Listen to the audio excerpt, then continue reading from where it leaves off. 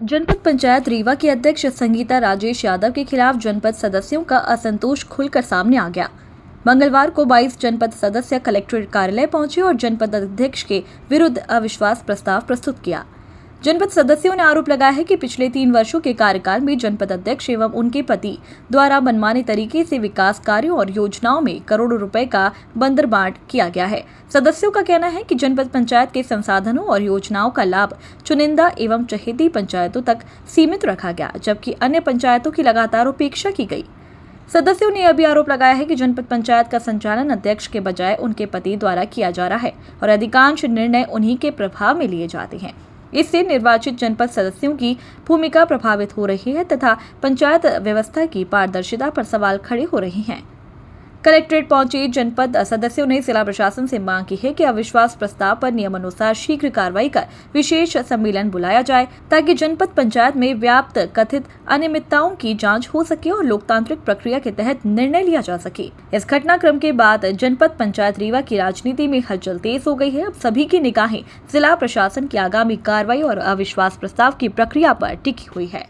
रीवा जनपद में करीब 25 सदस्य हैं, जिसमें करीब 4 वर्ष से निरंतर अध्यक्ष पति राजेश यादव कुछ सदस्यों को लेकर के और 15वें वित्त, 25वें वित्त और राज्य वित्त और जनपद निधि की राशि में इतना बंदरबांट किए हैं कि हम 12 करीब सदस्यों को आज तक 4 वर्ष हो गए 1 रुपए जनपद निधि प्राप्त नहीं हुई। तभी ये हमारी जनपद जो उपाध्यक्ष हैं, इन्हीं को राशि नहीं मिली। इनको इतना अपमानित किया गया राजेश यादव द्वारा कि बैठक से बाहर कर दिया गया। सभापति ये विकास चतुर्वेदी, नीरज मिश्रा और ये अर्चना शुक्ला, गीता शुक्ला लोग बाहर आके शंकर जी के सामने बैठी थी, जिसकी न्यूज भी कल चली है। तो मैं सभी सदस्यों ने मुझे भी कहा कि अब अध्यक्ष हटना चाहिए, क्योंकि शासन का मंशा है कि महिला सशक्तिकरण हो। लेकिन जनपद अध्यक्ष पति जो है, संसद जी का नाम लेकर के संसद प्रतिनिधि अपने आप को बताकर और महिला सशक्तिकरण की जगह में पुरुष सशक्तिकरण का काम कर रहे हैं।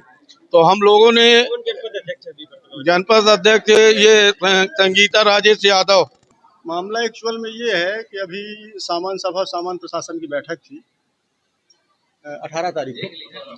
18 तारीख को और उस दिन क्या हुआ कि उपाध्यक्ष मैम ने ये कहा कि भाई 25वें वित्त की राशि की गड़बड़ी हो रही है, इसका हिसाब किताब सब के सामने रखा जाए, सभी जनपद सदस्यों के सामने रखा जाए और जो भी यहाँ के जनपद का खर्च का ब्यौरा है वो सब रखा जाए पूरे जनपद सदस्यों के सामने। तो सीईओ मैडम ने कहा कि आप जाओ बाहर, और मैडम बाहर निकल के आ गई। मतलब ये तो भ्रष्टाचार की एक हद हो गई कि और उनके पति का चलाना जो कि ऐसा कोई नियम कानून नहीं है कि सांसद प्रतिनिधि जनपद में नहीं हो सकता, जिला में जितना हम लोग भी जानते हैं।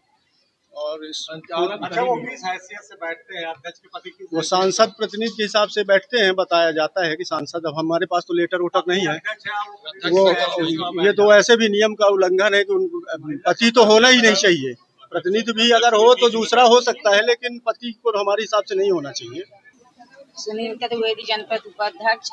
हम लोग आए हैं यहीं सीईओ मैडम जैसे 50वां बिस्ता है तो लेके पैसा के लिए गए तो गेट के बाहर भगा दी। मीटिंग लिए गए थे। मामला क्या था? हमारा मामला ये है कि जैसे पैसा आता है तो जैसे सीईओ अध्यक्ष मिलके बांट लेते हैं आपस में, जनपद सदस्यों भी को नहीं देते हैं। मैंने 4 साल हो गया, उनको भी पैसा नहीं मिला है।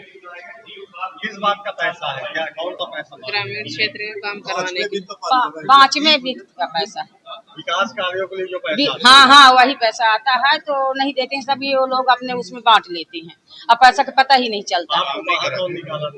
सीईओ जब हिसाब मांगे तो सीईओ कह के आप बाहर चले जाइए। ये पैसा बांटने का काम कब चल रहा है? 4 साल ये 4 साल का से होगा। करोड़ों आ चुका है पैसा। ये जो अध्यक्ष है, अध्यक्ष सीओ, हाँ महिला है। अध्यक्ष है, हाँ तो उसका वो संचालन कहते हैं पति का। पति, हाँ पति चलाते हैं, वो नहीं चलाती, पति चलाते हैं राजेश यादव। बैठक में भी रहते हैं वो? बैठक में भी बैठते हैं। तो क्या ये सीओ मना नहीं करते कि आपकी? नहीं उनको नहीं मना करते, और जैसे ये लोग बैठते हैं तो उनको मना कर देते हैं। मतलब अध्यक्ष के पति वहाँ पूरा संचालन कर रहे हैं? हाँ वही चला रहे हैं।